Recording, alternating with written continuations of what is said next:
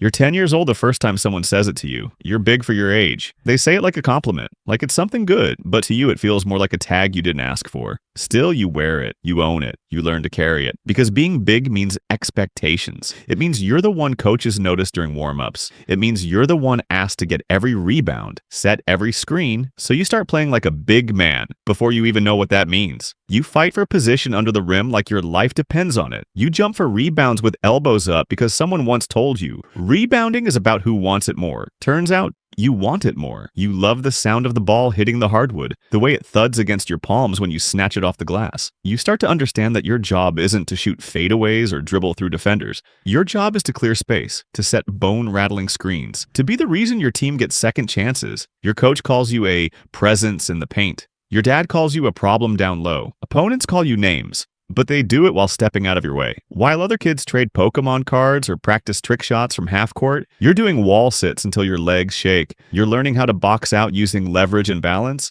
You're watching YouTube clips of Dennis Rodman and Tim Duncan instead of highlight dunks. At 12, your feet are too big for normal shoes. Your limbs feel like they belong to someone else. You show up to every practice, every open gym, every park run. You don't care about being flashy. You care about doing the dirty work. And when your teammates get the praise, you just nod. Because you know your screen opened that lane. You know your tip out kept the possession alive. You don't need the spotlight, you just want the respect. And in those moments, when you're sweating, bruised, and battling for position under the basket, you realize something. You were built for this. By the time high school hits, you're already 6 feet 7 inches and still growing. The gym teacher doesn't even ask if you play basketball, he just assumes it. Strangers ask what team you're on. Every pickup game at the park ends the same. You got the big man? Yeah, we'll take the big. But being tall isn't enough, not at this level. Everyone's taller, stronger, faster, so you work. You run suicides until your lungs burn. You spend extra hours in the weight room doing squats and lunges until your legs give out. You study footwork drills, not flashy stuff. Pivots, spin seals, drop steps. You're becoming a problem in the post and coaches start to notice. Your game still isn't flashy. You're not crossing guys over or throwing down windmill dunks, but your stat sheet tells the truth. 14 points, 12 rebounds, 3 blocks. Quiet numbers, loud impact. College scouts come anyway. They see the motor. They see the mindset. They see a player who plays like every possession is the last one. You start getting offers. Mid-majors, some D1. You pick a school with a system that fits you. Gritty, physical, blue-collar basketball. When you get there, it's a shock. Everyone is your size, or bigger. Everyone was the star where they came from. You're no longer the guy. You're just another guy. Freshman year, you're riding the bench. The only time your name gets called is for scout team, or when your squad is up 20. So you grind. You dive for loose balls in practice like they're gold bars. You take every rep seriously, screening, boxing out, setting hard picks until coaches can't ignore you. Sophomore year, you crack the starting lineup, not because you're flashy, but because you do all the things no one else wants to do. Then it happens. Midway through junior year, you land wrong on a rebound. You hear the pop. Grade 3 ankle sprain, 6 to 8 weeks minimum. While you're out, your backup steps up, puts up big numbers, and suddenly your name isn't on the top of the rotation anymore. You rehab like your career depends on it, because it does, twice a day. Ice, wrap, stretch, lift. You lie to the trainer. It feels fine. It doesn't. But you suit up anyway, because you're not ready to lose this. Senior year comes and you finally feel like yourself again. You're stronger, smarter. You don't jump as high as before, but you've learned how to use angles, how to time your rebounds. You're back to double-doubles.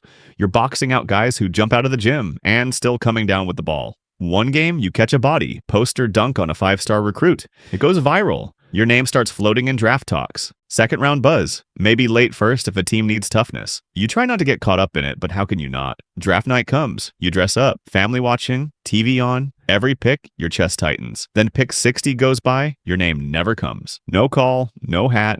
No moment.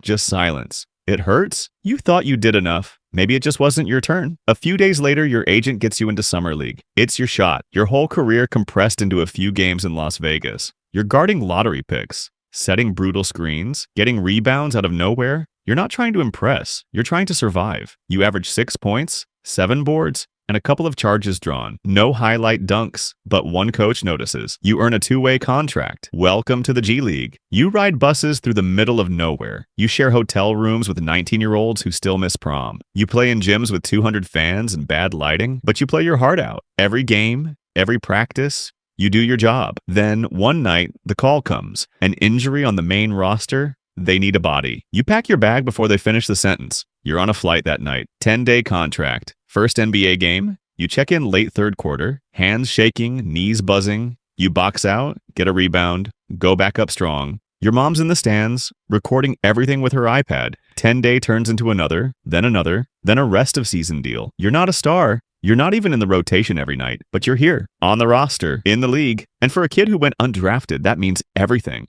You made it, but nobody tells you making it is just the beginning. In the NBA, the margins are razor thin. One bad week and you're on the bench. One bad month and you're waived. It's not enough to be good. You have to be reliable, durable, invisible when things go wrong, present when things go right. You become the vet faster than you expected. You're 27, but the locker room is full of 20-year-olds with shoe deals and million-dollar smiles. They don't remember a time without social media. They definitely don't remember you dunking on that 5-star recruit back in college. So you adjust. You show the rookies how to hedge a screen properly. You tell them to keep their feet moving on defense, hands up, no swiping. You teach them how to survive, not shine. Because you've learned that shining is rare. But surviving, that's the job. You tape your ankles before every game, even when they're not sore, just in case. You ice your knees after every practice. You stretch like your next contract depends on it. Because it does. Your minutes get smaller. First, you go from starting to backup, then from backup to garbage time, then to DNP-CD. Did not play? Coach's decision. Still, you suit up. Still, you're early to shoot around. Still, you slap every teammate's hand when they sub out. You get short-term deals now. 1-year contracts with teams that need leadership. You know what that really means. They don't expect you to win games. They expect you to keep the young guys from cracking. You win some, you lose more. You learn to smile in interviews even when your chest is tight and your knees are burning. Sometimes you go 6 weeks without touching the court. Then, just like that, you're thrown into a tie game in the fourth. You give up a backdoor layup or commit a foul on a switch. Suddenly, Twitter's calling you washed. You delete the app, then you reinstall it, then delete it again. You keep showing up because even if the world stops noticing, you still love this. You still feel something special when the ball leaves your hands. When you get a clean box out, when the whistle blows and it's just 5-on-5 and 94 feet of hardwood, you're not here for the fame anymore. You're here because this is still the only place that feels like home.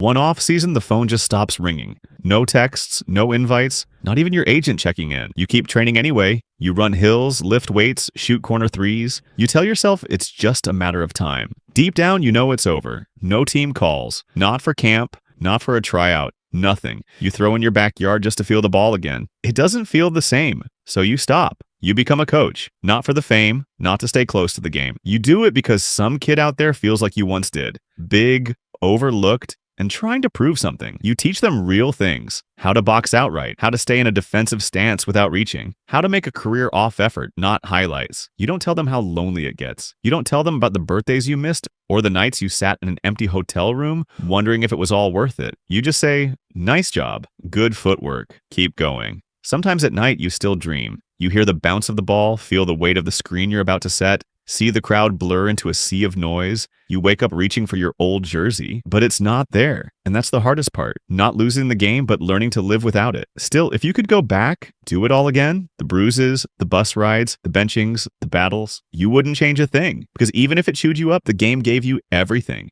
And you gave it right back.